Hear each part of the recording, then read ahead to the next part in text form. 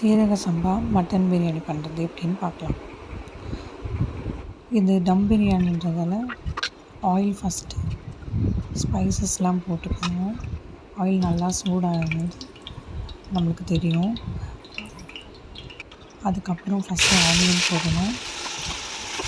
அது கொஞ்சம் நல்லா ரோஸ்ட் ஆகணும். சால்ட்டு போடணும்னா அது கொஞ்சம் சீக்கிரமாக ரோஸ்ட் ஆகும். அந்த ப்ரௌனிஷ் ஃப்ளேவர் வந்துச்சுன்னா இன்னும் நல்லாயிருக்கும். அதுக்கப்புறம் பச்சை மிளகா போடணும். 6லேருந்து 7 கூட போட்டுக்கோங்க. உங்களுக்கு எவ்வளோ காரம் தேவையோ அதுக்கேற்ற மாதிரி நீங்கள் போட்டுக்கலாம்.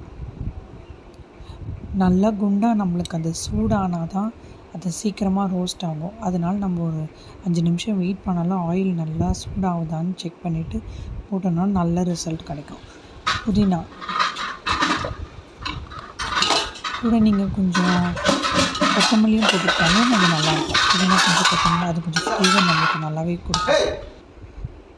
அதுக்கப்புறம் தக்காளியில் வெறும் மிளகாத்தூள், கொஞ்சம் மஞ்சத்தூள், தனியாத்தூள் போட்டு அதை ஃபுல்லாக மிக்ஸ் பண்ணிவிட்டு அதுக்கப்புறம் நீங்கள் பிரியாணியில் போட்டிங்கன்னா உங்களுக்கு ஃப்ளேவர் நல்லாயிருக்கும். நீங்கள் ட்ரை பண்ணி பாருங்கள். இதெல்லாம் ஒன்றா மிக்ஸ் ஆகி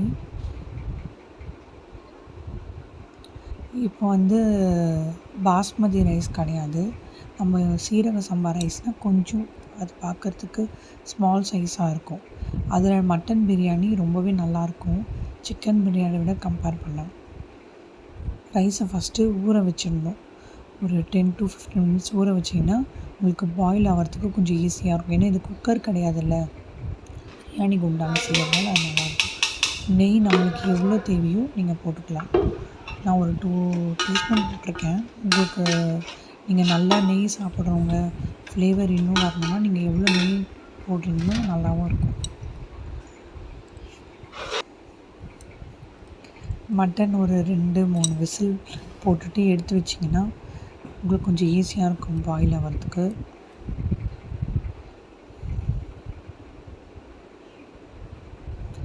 ஒரு குண்டானில் தண்ணி நம்மளுக்கு எவ்வளோ அரிசிக்கு தேவையோ நான் 1க்கு 1.5 அளவுக்கு போட்டிருக்கேன் ரைஸு. அதுக்காக நம்ம ஃபஸ்ட்டே குண்டானில் போட்டோன்னா தண்ணி நல்லா சூடாகிடும். நம்ம டம் போடுறப்போ அது சீக்கிரமாக பாயில் ஆகிடும். நீங்கள் இது போடும் போதே சைடில் ஒரு குண்டானில் தண்ணி தனியாக போட்டு வச்சுக்கோங்க. இப்போது இந்த கிரேவியில் நம்ம மட்டன் வேக வச்சதை போட்டு நல்லா அதை மிக்ஸ் பண்ணிக்கோங்க.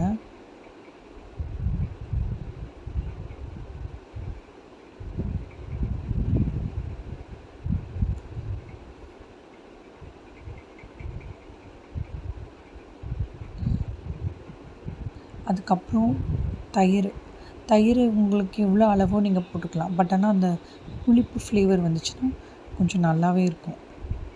தயிர் ஆட் பண்ணிக்கோங்க.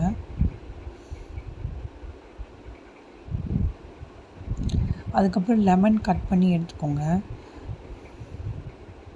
ஃபஸ்ட்டு லெமனை தனியாக ஒரு இதில் அந்த ஜூஸ் மட்டும் எடுத்து ஃபில்ட்ரு பண்ணி வச்சுக்கோங்க.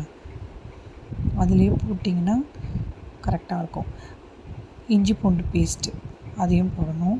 மட்டனை வேக வச்ச தண்ணியை எடுத்துக்கோங்க. அதில் கொஞ்சம் இஞ்சி பூண்டு பேஸ்ட்டும் போட்டு வச்சுக்கோங்க. அதோட தண்ணியை ஃபஸ்ட்டு ஊற்றிட்டு அதுக்கப்புறமா நம்ம சுடு தண்ணி போட்டிருப்போம்ல அதை போட்டுட்டு உங்களுக்கு தெரியும் அதில் எவ்வளோ அளவு இருக்குதுன்னு சொல்லிவிட்டு அந்த ஃப்ளேவர்லாம் உங்களுக்கு கரெக்டாக வந்துச்சுன்னா நீங்கள் ரைஸ் எடுத்து போட்டுடலாம் அதில். ஏன்னா இது சீரக சம்பா ரைஸ்ன்றதால கொஞ்சம் சீக்கிரமாகவே வெந்துடும். டம் போடுறதுக்கு மைதா மாவு எடுத்து ஒரு பேஸ்ட் பண்ணி நீங்கள் அந்த பிளேட் மேலே 2 சைடும் போட்டிங்கன்னா உங்களுக்கு அது காற்று வெளியே போகாமல் உள்ளேயே டம் இருந்து நல்லா வேகும். அதுக்கு மேலே கொஞ்சம் தண்ணி நார்மல் தண்ணி எடுத்து வச்சிங்கன்னா கரெக்டான பதத்தில் வெந்திருக்கும்.